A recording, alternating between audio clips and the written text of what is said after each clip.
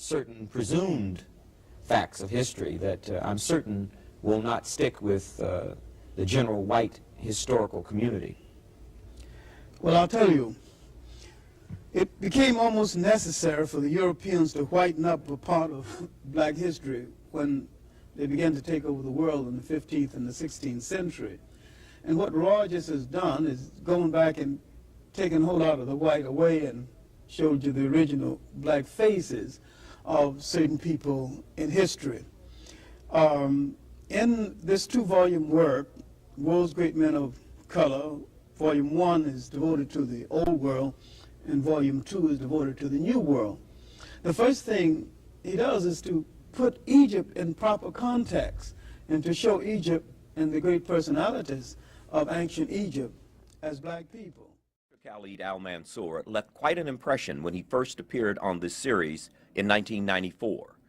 This Phi Beta Kappa attorney is the author of more than 20 books dealing with the origins of ancient Africa.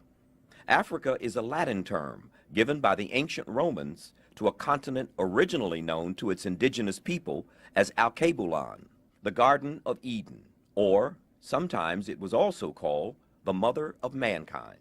Dr. Al-Mansour, I'd like to pursue the concept of origins. As we all know, as we've been taught, he who does not understand history is doomed to repeat it. He who does not understand the beginnings, the roots, the origins of things may also find him or herself in the same predicament. So I want to explore with you. I've been through two of your most, you've written a number of books, but I've been through two of them this size. I'm holding it up so people can see. You're in the thousands of pages, or over 1,000 pages. And it's so much information to consume that I had so many questions and I wanted clarification on certain parts. Let us begin with your hypothesis. What is the premise of this book, The Lost Books of Africa Rediscovered? I think number one, Tony, that book is designed to go back to the origins of the race, which means the origins of life itself. And the book was an interesting, I have to just kind of say, I try every year to write a book during Ramadan, so it's 30 days. So because you know it's 30 days, and you know that you have no time to make excuses, and you made a commitment to the creator of the universe that I'm going to make this small little contribution for your consideration, it gives rise to a zone, it gives rise to discipline, it gives rise to recall, it gives rise to a great feeling. Dr. Khalid Al-Mansour, an attorney and the author of numerous books on the black diaspora, believes that the psychological damage from slavery is the reason that blacks do not embrace their true origins. You and I and most people understand that everything has originated somewhere, and if you don't know where it originated, the circumstances, it's kind of hard to know what the current contemporary relevance is. There's a whole body of history from Adam and Eve until today. This body of history becomes just an empty memory unless it can be used. I'm not interested in goodwill sessions. I'm interested in the brother on the corner today who doesn't have a chance because of what happened to him during slavery. I want to reconstruct that personality. I want to make it whole again. I want him to live again. I don't want him to feel superior. I want him to know where he came from. I want to know the contributions that he has made. I want to know the intellectual inclinations that his people have exhibited, and now I want him to do it today. I want him to revive that. I want him to tell his mother and his sister, rise and unite, the black man's back. I want to see it on the barbershop. I want to see internally. Then you don't have to talk about throwing it. Booker T had a great formula, but he missed one thing. He didn't have a base, a link. So he was saying it's to your self-interest. You can make some money if you get an education. You can get ahead if you get an education. Didn't work. Du Bois said you not only get ahead, you can be an intellectual if you get an education. Didn't work. He wanted the talent, he couldn't get them.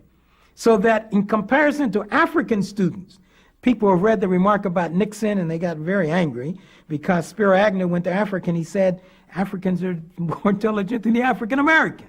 I sit on the board of a bank in Nigeria, 220 branches. The chairman of that bank, Hakeem Bello Asaji, he's a genius.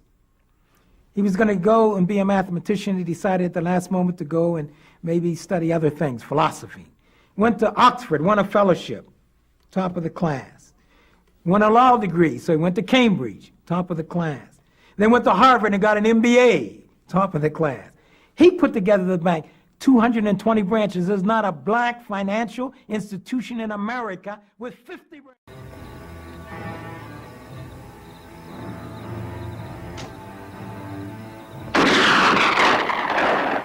None of us were prepared for his death, even though I used to play within my own mind what I would do when that happened, because it was a known fact between the two of us, between Medgar and I, that one day he would be killed.